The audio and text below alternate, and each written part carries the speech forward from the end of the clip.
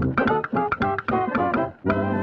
there, everybody. We are now working our way through Advent. We are getting closer to the big day where the big man arrives with your sack of toys. Yes, and today we're going to be reading Monsters Inc. Christmas Laughs. Yes, let's get reading.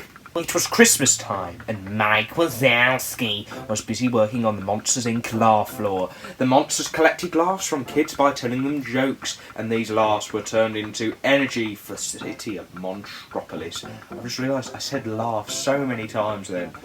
However, there was a problem. Lots of kids were away on holiday, which made it harder to collect laughs. Mike was worried there wouldn't be enough power to light the Monstropolis Christmas tree. Come on, monsters, he called. Think funny. But the laugh meter wasn't even half full.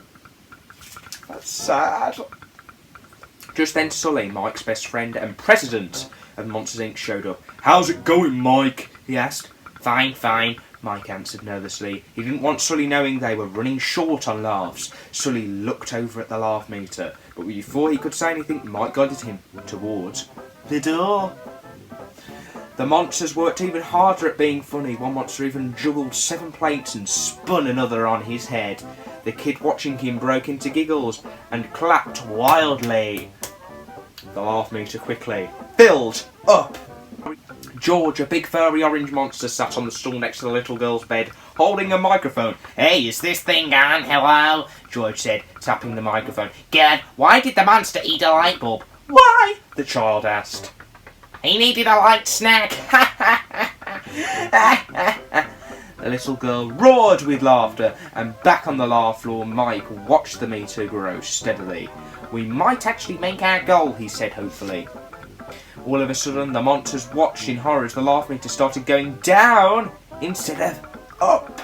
"What's going on? What's happening?" cried Mike. "This has never happened before," said Smitty, one of the other monsters. "Well, don't just stand there. Fix it," said Mike. The monsters sprang into action, and after a while they discovered a leak in the laugh tank, where all the laughs were stored. They were worried that all their hard work had been for nothing. "Ho, ho, ho, ho," came a cheerful voice. Mike looked up and saw Father Christmas walking onto the floor. Then he realised it was Sulley, dressed in a Santa suit. "I'm just getting into the Christmas spirit," Sulley explained. But then he noticed no one else looked very festive. "It looks like I'm the only one. What's going on?" Mike explained the problem, but assured Sulley that he had everything under control. "I'm sure you do, but I'm going to go see if there's anything I can do to help," Sulley said to his friend.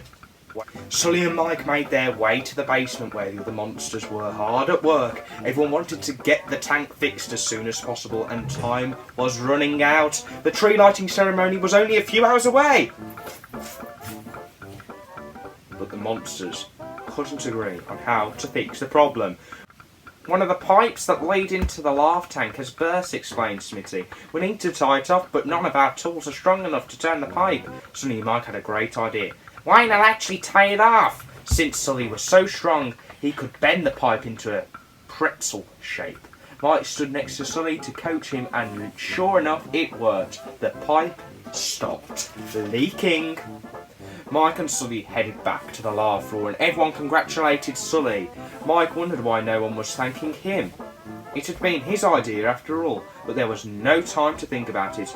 "We're back up and running," he announced. "Let's make some laughs." All the monsters got to work. They knew they'd have to work extra hard to make up for all the lost laughs. Sulley decided to help out.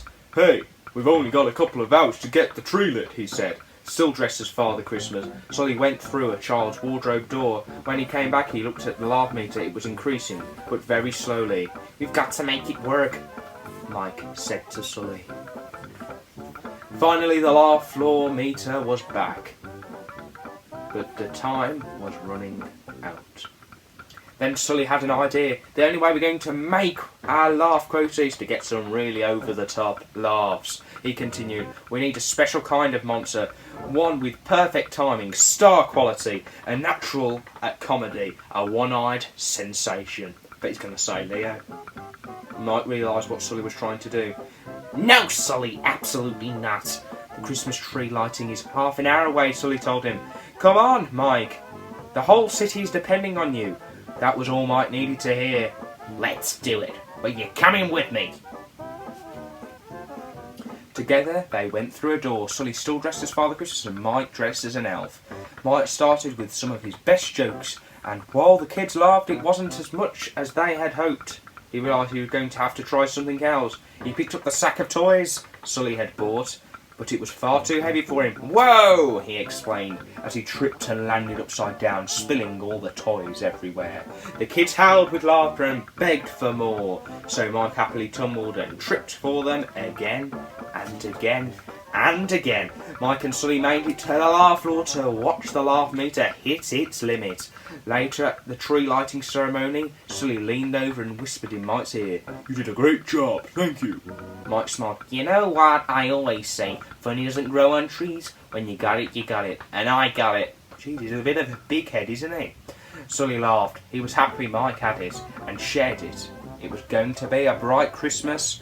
After all, I'm dreaming of a bright Christmas. And yes, we will be back very soon with another episode of Leo Wright Studios Disney Storytime. What's it going to be next?